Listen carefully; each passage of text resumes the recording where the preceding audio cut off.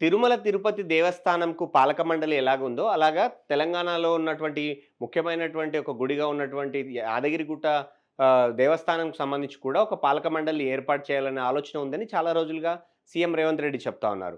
అందుకు సంబంధించి గతంలోనే చట్ట సవరణ కూడా చేసిన నేపథ్యంలో తాజాగా బోర్డును ఏర్పాటు చేస్తూ ప్రభుత్వం నిర్ణయం తీసుకుంది. అందుకు సంబంధించి అధికారికంగా ఉత్తర్వులు కూడా జారీ చేసింది. అయితే ఇక్కడ నల్గొండ జిల్లాకు సంబంధించినటువంటి ఏదైతే యాదగిరిగుట్ట ఉందో, అక్కడ నల్గొండ జిల్లాకు సంబంధించినటువంటి నేతలెవరికీ కూడా అందులో ప్రాతినిధ్యం ఇవ్వలేదు. అలాగే ఎమ్మెల్యేలుగా ఉన్న వాళ్ళకి కూడా ఎక్స్ అఫిషియో సభ్యులుగా కూడా అవకాశం ఇవ్వకుండా పూర్తిగా రాజకీయేతర ఒక బోర్డుగా ఉండాలన్నటువంటి నిర్ణయం అయితే అందులో చాలా స్పష్టంగా కనపడతా ఉందని చెప్పుకోవచ్చు. అయితే ఉమ్మడి నల్గొండ జిల్లా పరిధిలోకి వచ్చే ఈ యాదగిరిగుట్ట టెంపుల్‌కి సంబంధించి ఆ బోర్డు ఏదైతే ఉందో, ఆ బోర్డు చైర్మన్ వారి ఆ సభ్యులు ఎవరైతే వేశారో వాళ్ళ వివరాలు చూస్తే గనక బోర్డు చైర్మన్‌గా ఎం. సత్యనారాయణ రెడ్డికి అవకాశం కల్పించారు. ఆయన ఎంఎస్ఎన్ గ్రూప్ చైర్మన్‌గా ఉన్నారు.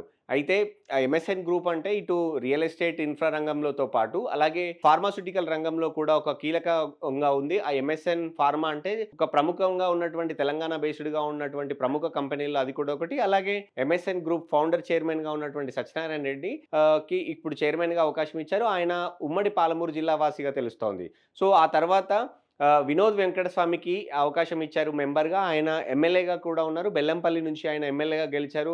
అలాగే ఆయన తండ్రి వెంకటస్వామి చాలా సీనియర్ కాంగ్రెస్ లీడర్ అని చెప్పుకోవచ్చు. అలాగే ఆయన సోదరుడు చెన్నూరు నుంచి ఎమ్మెల్యేగా గెలిచినటువంటి వివేక్ ఎవరైతే ఉన్నారో వివేక్ వెంకటస్వామి ఆయన ప్రస్తుతం సీఎం రేవంత్ రెడ్డి క్యాబినెట్‌లో మినిస్టర్‌గా కొనసాగుతా ఉన్నారు. అలాగే మరొక మెంబర్ కొణిదెల సురేఖ ప్రముఖ యాక్టర్ అలాగే మెగాస్టార్ చిరంజీవి భార్య ఆవిడ.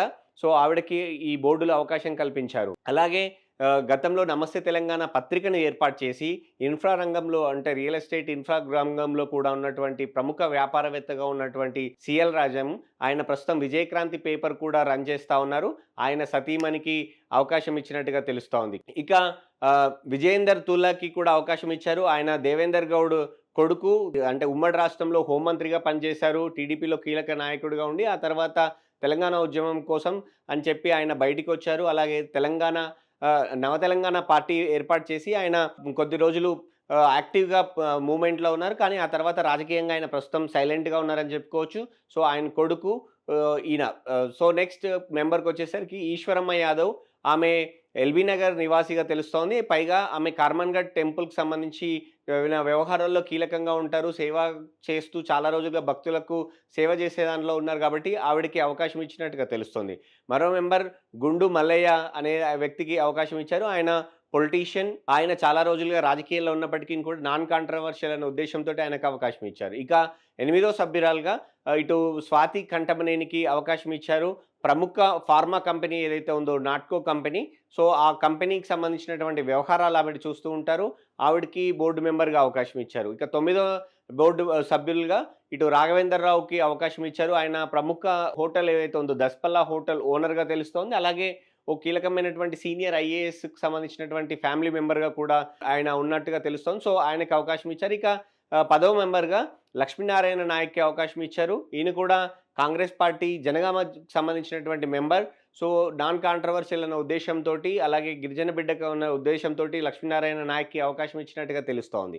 సో, ఈ 10 మంది కూడా దాదాపు ఒకరిద్దరే కాంగ్రెస్ పార్టీకి సంబంధించినటువంటి లీడర్లు. వాళ్ళు కూడా నాన్ కాంట్రోవర్షియల్. మిగతా వాళ్ళందరూ కూడా ఫార్మా రంగంతో పాటు రియల్ ఎస్టేట్ ఇన్ఫ్రాస్ట్రక్చర్‌కి సంబంధించినటువంటి వివిధ కంపెనీలకు సంబంధించినటువంటి వ్యక్తులకి భాగస్వామ్యం ఇచ్చారు. అలాగే ఎమ్మెల్యేగా ఉన్నారు. అలాగే సీనియర్ కాంగ్రెస్ పార్టీ లీడర్ వాళ్ళ కొడుకుగా ఉన్నటువంటి వినోద్‌కి కూడా అవకాశం ఇచ్చారు. ఆయన మాజీ మంత్రిగా కూడా పనిచేశారు గతంలో. సో, వీళ్ళతో పాటు అధికారులుకి అంటే ఇటు ఎండోమెంట్స్ కావచ్చు, అలాగే చీఫ్ సెక్రటరీ హోదాలు కావచ్చు, వివిధ స్థాయికి సంబంధించినటువంటి అలాగే ఆ జిల్లా కలెక్టర్ యాదాద్రి భువనగిరి జిల్లా కలెక్టర్‌కి వీళ్ళందరికీ కూడా ఎక్స్ అఫిషియో సభ్యులుగా అవకాశం ఇచ్చారు. అయితే ఇక్కడ ఈ యాదగిరిగుట్ట టెంపుల్ ఏదైతే ఆలేరు నియోజకవర్గ పరిధిలోకి వస్తుందో, ఆ స్థానిక ఎమ్మెల్యేకి కూడా ఇక్కడ ఎక్స్ అఫిషియో సభ్యులుగా కూడా అవకాశం ఇవ్వలేదు అనేది ఉంది. అలాగే పూర్తిగా ఇతర రంగాలకు ఇచ్చారు అనేది ఒక రకమైనటువంటి విమర్శ ఉన్నప్పటికీ కూడా రాజకీయాలకి దూరంగా ఉండేలాగా, కాంట్రవర్సీకి దూరంగా ఉండేలాగా బోర్డు ఏర్పాటు చేస్తూ నిర్ణయం తీసుకున్నట్టుగా అయితే ఈ జీవో సంబంధించి కావచ్చు, ఈ మెంబర్స్‌ని అలాగే చైర్మన్‌ని చూస్తే కనపడతా ఉంది.